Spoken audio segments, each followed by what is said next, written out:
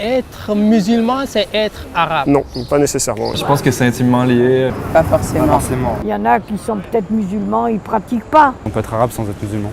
Pas du tout. Je suis arabe et je suis pas musulmane, je pense que ça se voit assez. Donc, La plupart des Arabes sont musulmans, non?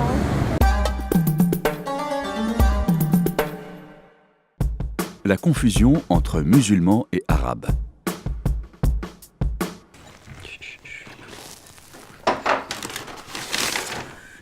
T'as acheté des steaks halal? Bah oui, c'est pour Michel, il est musulman. Michel, ton collègue arabe? Non, Michel, il est pas arabe, c'est Mourad qui est arabe. Ah donc pas tous ils sont pour lui aussi. Si, tu peux lui prendre du saucisson, il est pas musulman, lui. Ok. Toi, tu confonds arabe et musulman. Ah non, non. Ça doit être du fait que la religion musulmane a été révélée chez les arabes. Et qu'elle est restée beaucoup plus attachée à sa langue que le christianisme à sa langue d'origine, l'araméen. Ouais, d'accord. Selon les musulmans, le Coran est la parole de Dieu révélée en arabe. Et comme le Coran est intraduisible, ça reviendrait à réécrire le message. Je sais bien, ça je sais bien. T'es musulman toi maintenant? Ouais. Ouais.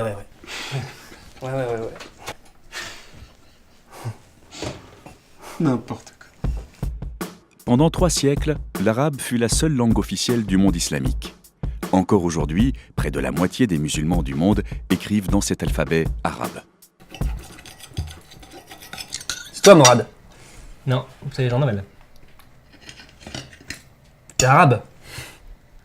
Non.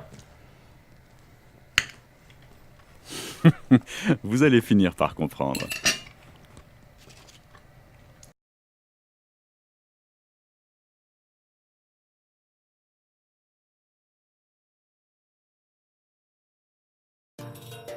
C'est quoi l'islam? L'islam est une religion dont le prophète s'appelle Mohammed. Marchand arabe issu d'un clan riche et respecté. À partir de 40 ans, Il dit recevoir une révélation. l'ange Gabriel lui serait apparu. lui demandant de réciter les paroles de Dieu. Et de se soumettre à lui.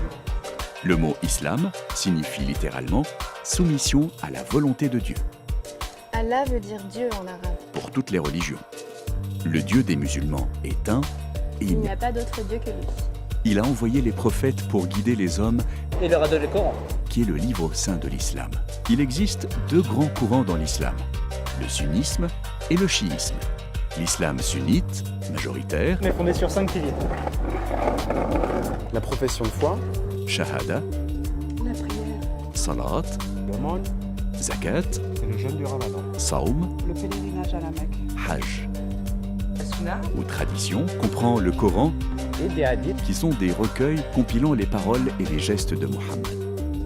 Il existe des recueils de hadiths sunnites et des recueils de hadiths chiites. L'islam reconnaît Les autres monothéismes antérieurs à lui, comme des formes précédentes de la révélation qui furent valides. Mais que le Coran a rendu caduque. Pour l'islam, la prophétie est une chaîne. Commence avec Adam et s'achève avec Mohammed. En passant, entre autres, par Noé. Abraham et Jésus. Vous voulez en savoir plus?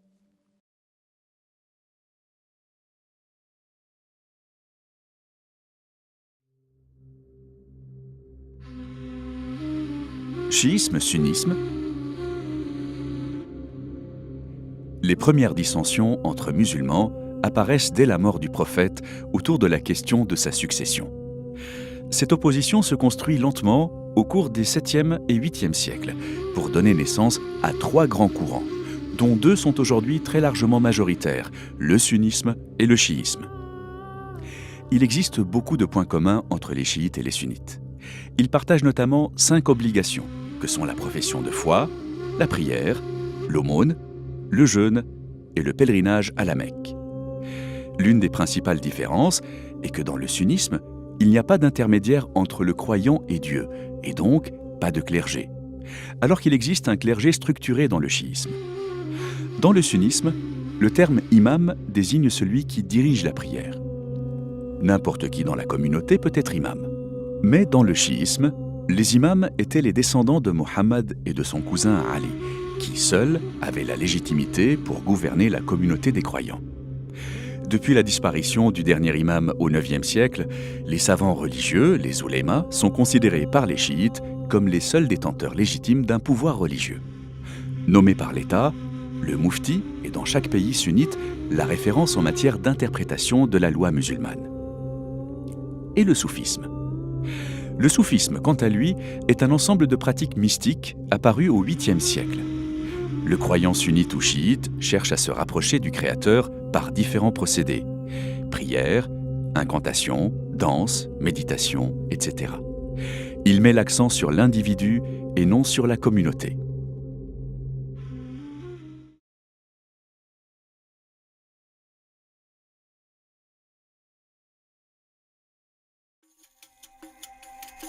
Dar el-Islam, le territoire de l'islam.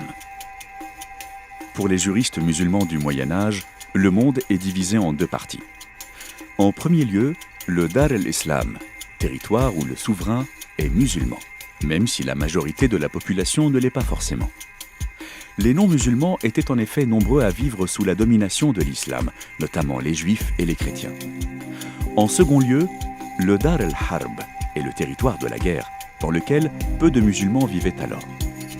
Avant d'être un combat contre le mal en soi-même, le djihad visait à la conquête de ce Dar al-Harb, puis au maintien des frontières du Dar al-Islam. Actuellement, la situation a beaucoup changé. Plus de 20% des musulmans du monde vivent dans des pays où ils sont minoritaires, essentiellement en Inde et en Afrique subsaharienne. Avec le lent exode des juifs et des chrétiens, le monde arabe est en revanche de plus en plus musulman. La religion musulmane regroupe aujourd'hui environ 1,5 milliard d'humains, soit un peu plus de 20% de la population mondiale. Les Arabes ne représentent qu'un cinquième du total des croyants, environ 4% de la population mondiale, soit approximativement 300 millions de personnes. Des trois pays musulmans les plus peuplés, l'Indonésie avec 240 millions d'habitants, le Pakistan avec 200 millions d'habitants, le Bangladesh avec 160 millions d'habitants, aucun n'est arabe.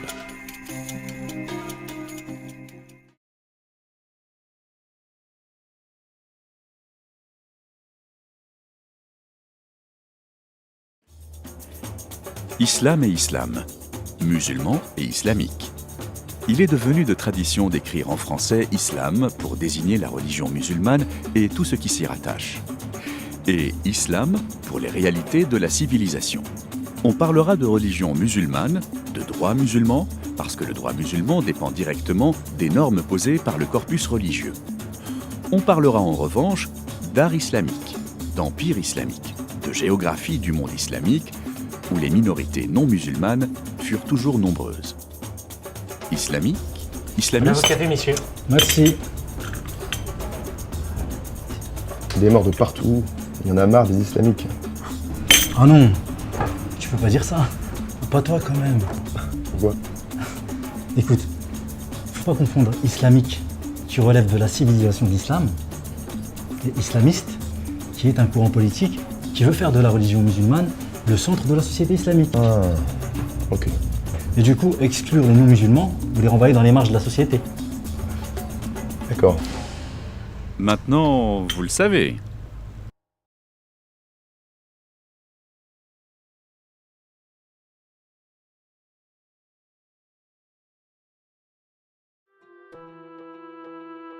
Le droit musulman.